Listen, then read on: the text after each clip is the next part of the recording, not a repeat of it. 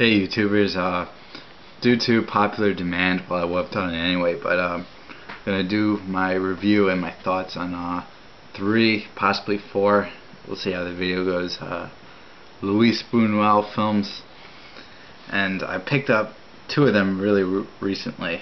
We'll start off with the one I watched most recently. It's Viridiana.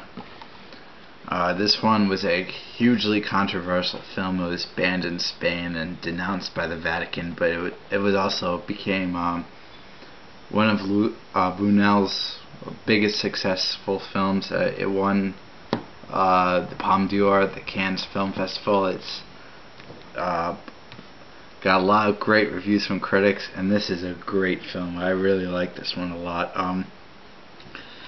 It features Sylvia Pinal as a nun who goes to visit her uncle, played by Fernando Rey, which, by the way, I always thought he was French, because pretty much everything I've seen with him, well, most of the things I've seen with him is French films. Even in The French Connection, he was speaking French, so it was kind of odd that to find out that he was a Spanish guy. Of course, it makes sense when I read about him. Yeah, she goes to visit her uncle, and her uncle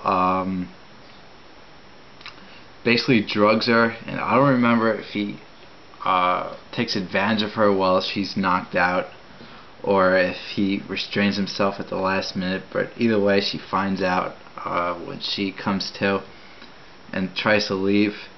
And I don't consider this a spoiler because it happened within like the first half hour.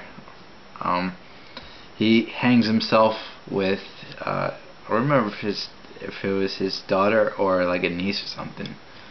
I only saw this once, and fairly recently, so I'm just going by memory.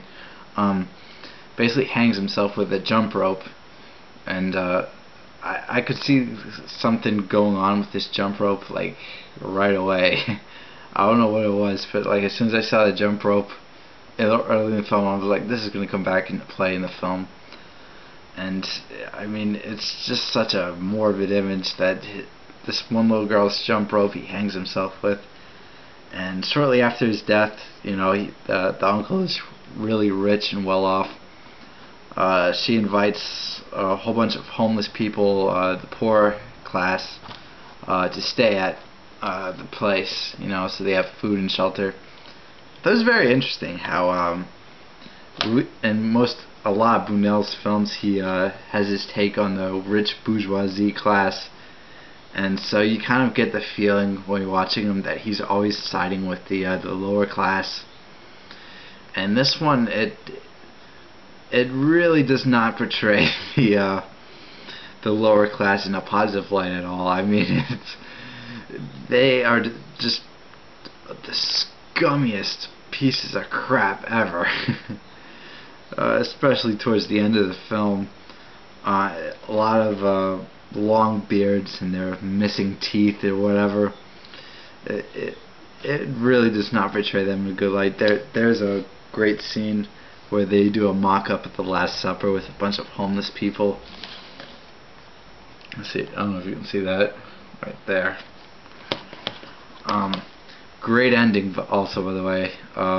It was a very simplistic ending. The film begins with Hallelujah, you know, really classic church type of music, and ends with a really conventional type of music. I mean, this is kind of getting into spoiler territory, but I'm not gonna ruin it.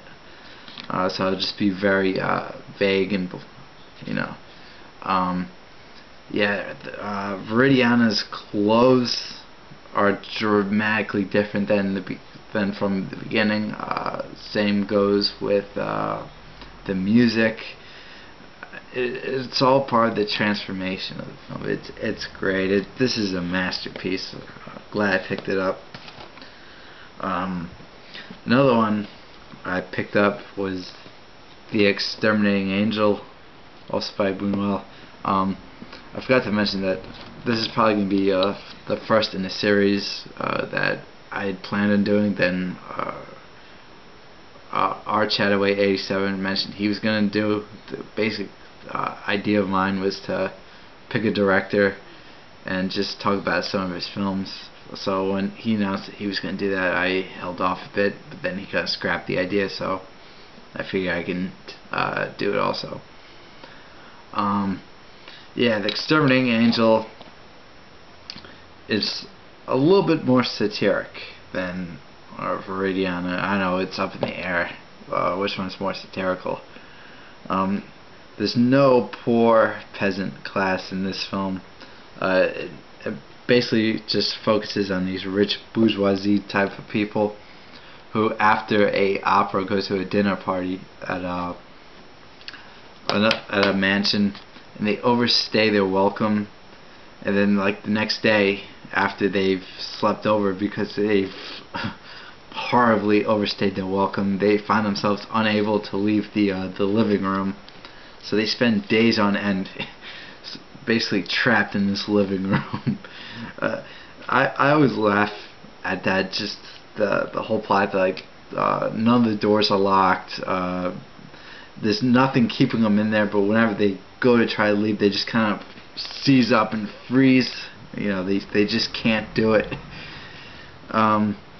Yeah, I really think this is a film which details the savage nature of man, on how these rich bourgeoisie type people revert to their primal natures, like almost animalistic, where they're at each other's throats, they're cursing. It's one scene where this one guy actually takes out a knife to stab someone in the back. And these are like the highest class people, so I think it's kind of a statement of how, given the right situation, we all revert to our animalistic instincts. We're all savage in our primal instincts. Great film, by the way. Yeah, this one was great. I really enjoyed this. It was kind of like an episode of Twilight Zone. It reminds me of the episode of Twilight Zone where the hobo, the ballerina, the general, you know, all those different characters are trapped in a room and they can't get out. It kind of reminded me of that one. I kind of had an idea of how the film was going to end, and when the ending came and it didn't happen, I was like, aww. But then it came up with another great ending. Luis Bunuel, in the booklet, said in an interview that he felt as if a middle class kind of person could find their way out of the room. And I had that impression also. You know, they don't show the middle class in this film. It's pretty much just the upper class. But I kind of had that statement of how the upper class is so used to getting everything. Like there's this one scene where during the dinner party, someone accidentally spills a tray of food and it gets all over everyone, and the people's reaction is not like shock and horror, but rather just they laugh it off because they're so used to getting everything that they want and having everything go right. So when something goes wrong, they just kind of brush it off, like, oh, they meant to do that.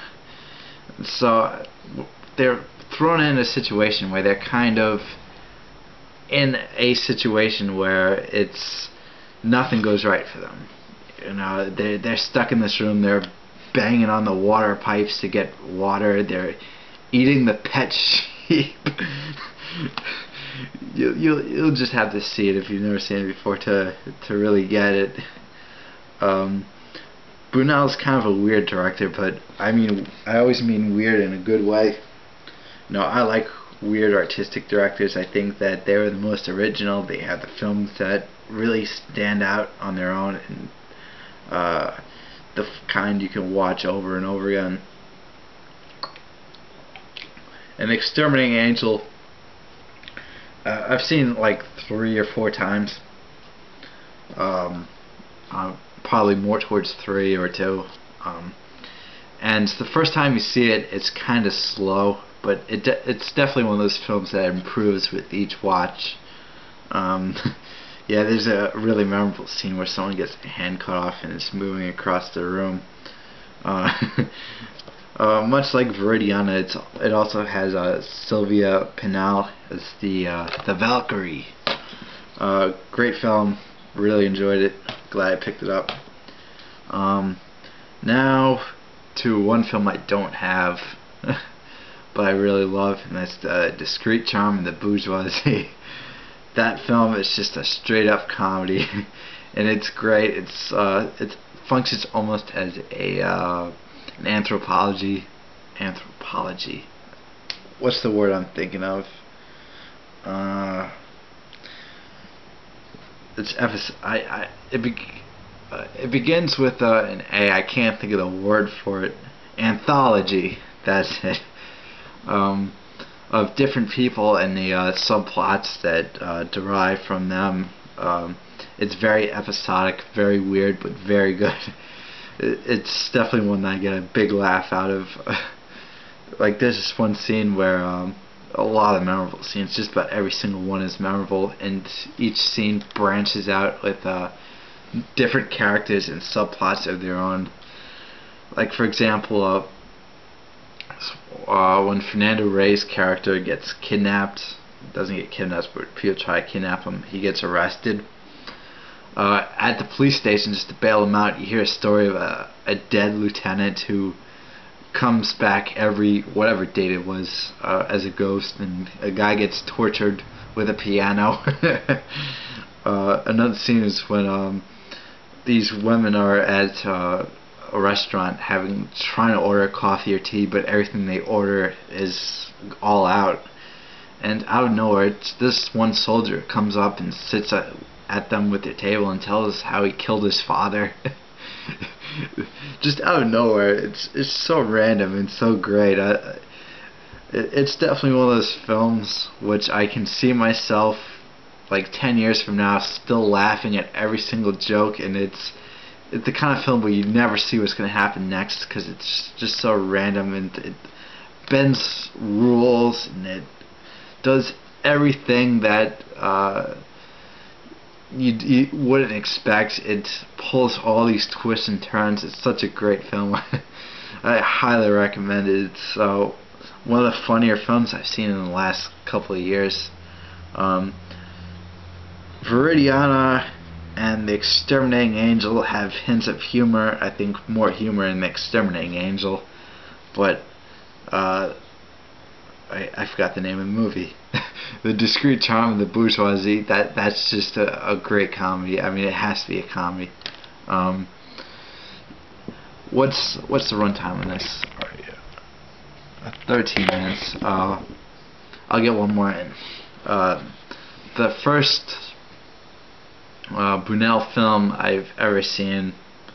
I saw it at a double feature with The Passion of Joan of Arc by Carl Dreyer, which is a great film, great silent film, one of the best films of the silent era in my opinion.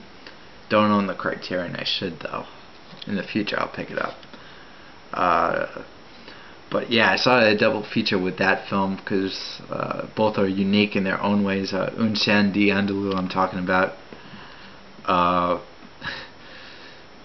Yeah, because Passion of Joan of Arc is made almost entirely of close-ups, and Chien, Andalou was co-directed by Salvador Dali. I mean, it's super weird, but it's filled with so many iconic images, like the barber cutting the woman's eye with a razor blade, and the shot of the moon with the clouds going through it as he's cutting the eyeball.